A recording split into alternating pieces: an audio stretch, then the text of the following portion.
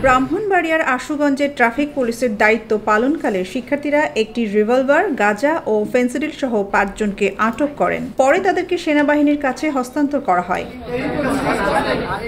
৯ August রাতে ঢাকা-সিলেট মহাসড়কের সৈয়দ নজরুল ইসলাম সেতুর আশুগঞ্জ টোল প্লাজা এলাকা থেকে তাদেরকে আটক করে ছাত্ররা। তাৎক্ষণিকভাবে আটককৃতদের নাম পরিচয় জানতে পারেননি কেউ। শিক্ষার্থীরা জানায়, সকাল থেকে রাত পর্যন্ত ঢাকা-সিলেট মহাসড়কে ও জেলার বিভিন্ন এলাকার প্রধান সড়কে শৃঙ্খলা ফেরাতে শিক্ষার্থীরা নিরলসভাবে কাজ করে যাচ্ছে। এরই ধারাবাহিকতায় সকাল থেকে ঢাকা-সিলেট মহাসড়কের বিভিন্ন যানবাহনে চালকদের গাড়ির কাগজপত্র ঠিক আছে কিনা তা দেখতে চায় তারা। এতে চালকরাও শিক্ষার্থীদের সহযোগিতা করেছেন। কিন্তু রাতে পাল্টে যায় চিত্র। এ সময় ৩ জন যাত্রী থেকে গাঁজা এবং আরও একজনের হেফাজত থেকে ফেনসিডিল সহ তাদের আটক করেন শিক্ষার্থীরা। পরে একটি প্রাইভেট কার থেকে অন্য আরেকজনের হেফাজত থেকে একটি অস্ত্র উদ্ধার করেন শিক্ষার্থীরা। বৈষম্য বিরোধী ছাত্র আন্দোলন আশুগঞ্জের সমন্বয়ক সুফিয়ান আজাদ একথা জানান। পরে তাদের সেনাবাহিনীর সদস্যের কাছে তুলে দেওয়া হয়েছে।